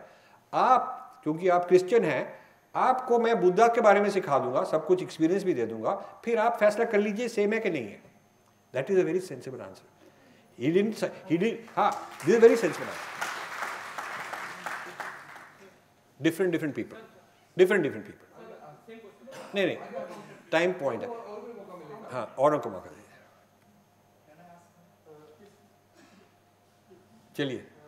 मेरा सवाल ये है कि एक तरफ तो हम स्वीकार करते आ रहे हैं, जब नासा से कहता जा रहा है कि संस्कृत कंप्यूटेशनल लैंग्वेज बन सकता है, संस्कृत को ब्रिटेन में पढ़ाया जा सकता है, लेकिन दूसरी तरफ से जब वहाँ से एक वैचारिक रिसोर्स किया जाता है कि यहाँ पे संस्कृत में दलितों का स्थान नहीं दिया गया, या बहुत सारी बातें कही जा रही है, जैसे जो बातें आप जो कर फॉर्डल स्लॉ के बारे में कह रहे थे, तो वो जो कह रहे हैं कहीं ना कहीं जो हम उनको प्रतिशोध जो कर रहे हैं, तरीका जो हमारा है, कहीं भी हमारा अहंकार तो नहीं है जो इस बात को हम स्वीकार करने के लिए तैयार नहीं है। बिल्कुल ठीक बात, गलत किया है, ठीक बात। पहला सवाल है। और दूसरा सवाल ये है कि जैसे पंकज सर बतला रहे थे कि संस्कृत में मतलब संस्कृत जो ट्रांसलेशन जो होता है उस पर प्रतिबंध क्यों लगा दिया जाता है। मेरा ये कहना है कि संस्कृत में बार बार जो वैचारिक विरोध ना करके बार बार जो ये प्रतिबंध का जो सवाल उठता है, इसको खुला क्यों नहीं छोड़ दिया जाता है। जिस प्रकार अंग्रेजी में जिस प्रकार से अंग्रेजी हिंदी में जिस प्रकार से दलित विमर्श, स्त्री विमर्श, धर्म को तोड़ करके एक देश को तोड़ करके आगे बढ़ने का प्रयास अंग्रेजी भाषा ने किया वैचारिक रूप से, उस पर जो एक किसी व्यक्ति का जो धर्म व्यक्ति या देश का जो प्रतिबंध था उससे हटकर निकला। तो संस्कृत में इस तरह का विचार क्यों नहीं होता है कि बार बार हम प्रतिबंध लगाने की कोशिश करते हैं लेकिन वैचारिक रूप से हम विरोध नहीं करते हैं। ठीक बात है। क्या तरीका, क्या तरीका, सही तरीका है या गलत तरीका? नहीं, ये बात ठीक कह रही है। हमारी संस्कृति में कई बुराइयां हैं, हर एक संस्कृति में कई बुराइयां हैं। हमको अपनी बुराइयों को पहचानना चाहिए, उसके ऊपर विचार करना चाहिए, उसके ऊपर डिबेट करना चाहिए और उनको करेक्ट करना चाहिए। ये तो बिल्कुल ठीक है। मैं ये नहीं कहता कि हमारी कोई आइडियल सोसाइटी है तो हम उसको फ्रीज करके उसी के ऊपर बैठे रहें हमेशा के लिए, वो बिल्कुल गलत बात है। हमको ऐसा अहंकार नहीं होना चाहिए। लेकिन जो ये भी मैं नहीं कहता कि जो पहला वैदिक ज़माना था वो बिल्कुल 100% आइडियल था, वहाँ पर हम वापस जा सकते हैं, क्योंकि वापस जा ही नहीं सकते। क्योंकि देखिए उस ज़माने में पॉपुलेशन बहुत कम थी। उस ज़माने में सारे इंडिया में 5 मिलियन लोग थे, 5 मिलियन लोग थे। अब सारे साउथ एशिया में 5 मिलियन, तो अब उसके मतलब 50 टाइम्स या 30 टाइम्स या जो भी है, इतने टाइम्स पॉपुलेशन बढ़ गई। तो हाउ कैन यू से कि वो तो सेम चलती जाएगी, वो तो सेम तो चलती जाएगी नहीं ना। तो आप 5 मिलियन से 500 मिलियन भी करें तो 100 टाइम्स होगी, तो ये तो 200-400 टाइम्स ज़्यादा पॉपुलेशन बढ़ गई। तो पॉपुलेशन डेंसिटी इतनी बड़ी तो रिसोर्सेज अलग हैं, टेक्नोलॉजी अलग चाहिए, पानी की कमी है, लकड़ी की कमी है। आप यू कांट बर्न वुड, जैसे पहले आप वुड के साथ बर्न करते थे, कितना कुछ होता था, अब वो वुड के साथ नहीं कर सकेंगे। So you can't go back with 1.5 billion, you can't go back and do the same lifestyle as 5 million, वो नहीं हो सकता। तो इसलिए प्रैक्टिकल नहीं है पीछे जाने का। ना ही हम ये कहते हैं कि पहले जो था वो बिल्कुल आइडियल था, वो आइडियल नहीं था, उसमें बहुत प्रॉब्लम्स थे। लेकिन हम ये कहते हैं कि रादर देन बाहर के लोग आके हमको ठीक करें, जो अंग्रेज़ भी कर चुके थे हमको ठीक है ना, अंग्रेज़ भी हम ट्राई कर चुके हैं 200 साल के, वो आएंगे हमको ठीक कर देंगे, तो आपको पता है उसका क्या नतीजा होता है। ये जो काम है अपने आप को फिक्स करना, अपने आप को इम्प्रूव करना, ये इंडिया में इंडियन लोगों का अपना ही काम है, ये बाहर लोगों का काम नहीं है। ये बाहरले लोग अपने पैसा लेकर इंडियन लोगों को अपनी तरफ लाकर लीडर बनकर कि मैं तुमको बताऊंगा इसमें क्या खूबी है क्या नहीं है, मेरे विचार से ये बहुत डेंजरस चीज़ है। इससे हम दोबारा कॉलोनाइज हो जाएंगे, ये मेरे को आई एम कन्विंस्ड। तो इसका मतलब ये है कि जो दलित के साथ हो रहा है, अत्याचार हो रहा है, जिसके साथ भी अत्याचार हो रहा है, जो भी प्रॉब्लम सोसाइटी में है, ये हमारे लोगों को खुद ही सॉल्व करने चाहिए। ये हमारे कंट्रोल में आगे प्रोग्रेस होनी चाहिए। और आगे प्रोग्रेस करने के लिए आपको संस्कृति, टेक्स्ट, ये जो कुछ भी हैं, ये जो इंटेलेक्चुअल्स हैं उनको सीखनी है और डिबेट ज़्यादा होनी चाहिए। ये नहीं कि आपने मेमोराइज़ किया, दोहराया है और उसी को बात करी, वही बात आप इम्तिहान में देकर पास होकर आगे चले गए, तो उसमें आपको कुछ नई चीज़ें डिस्कस करनी है। लेकिन इंडियन लोगों को अपने आइडिया से, अपने सिद्धांत से ही करना है। ये जो वेस्टर्न सिद्धांत है, देखिए ये जो वेस्टर्न सिद्धांत पॉलक कोट करता है, जो उनका अपना सिद्धांत यूज़ कर रहे हैं, वो एक इटालियन थिंकर है 17th सेंचुरी का। वो उसकी एक थियोरी है। उसकी थियोरी के मुताबिक परमार्थिका कोई चीज़ ही नहीं है। जो परमार्थिका के बारे में लिखा गया है वो सब फैंटेसी है। फैंटेसी, मम्बो जम्बो, मिथोलॉजी, पॉलिटिक्स, ये है हिप्नोटाइज करने के लिए है, वो इस तरह के लिए है। और सिर्फ जो मटीरियलिस्टिक लाइफ है, वो ही सिर्फ रियलिटी है। अब हमको ये चैलेंज फेस करना है कि हम अपने धर्म के थ्रू द धर्म हम अपने प्रॉब्लम सॉल्व कर सकते हैं कि नहीं कर सकते। क्या ये बात है कि हमारा धर्म ये प्रॉब्लम को सॉल्व ही नहीं कर सकता, तो हमको विदेशी आइडियोलॉजी लानी है? क्या ये प्रॉब्लम है? या हम अपने धर्म के मुताबिक ही ये चीज़ों को सॉल्व कर सकते हैं? यदि सॉल्व कर सकते हैं तो हमको उसके लिए आगे जाना चाहिए। तो हमारे धर्म के अंदर ही कई रेवोल्यूशन हो चुके हैं। भक्ति मूवमेंट हो चुकी है। पहले वैदिक से उपनिषद काफ़ी चेंज हुआ। बुद्धिस्ट ने काफ़ी चेंज डाले। किस तरह आप चलते जाएं इतिहास, कितने मूवमेंट्स आए, भक्ति मूवमेंट आए, कितने मूवमेंट्स आए। अब ये जो आजकल के ज़माने में सोशल, इकोनॉमिक, पॉलिटिकल चैलेंजेस हैं, इसके बारे में हमारे धर्म क्या कहता है? इसके बारे में हम क्या सबक सीख सकते हैं ताकि हम अपने आप को चेंज करें?